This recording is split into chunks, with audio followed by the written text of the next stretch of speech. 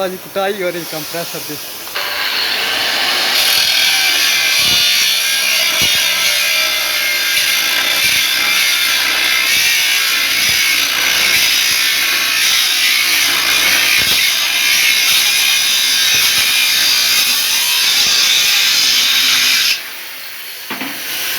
मेरी ना चाहिए, मेरी नहीं चाहिए।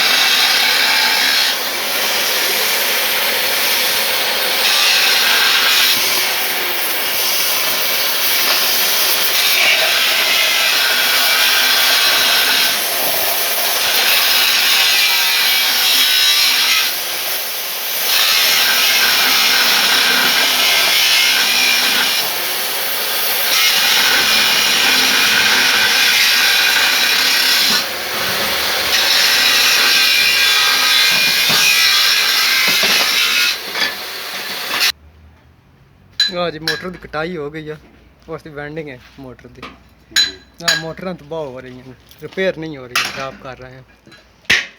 हाँ, मोटर का पंप तो कोर शोर सारा सिस्टम वगैरह कंप्रेसर का सर्किट है।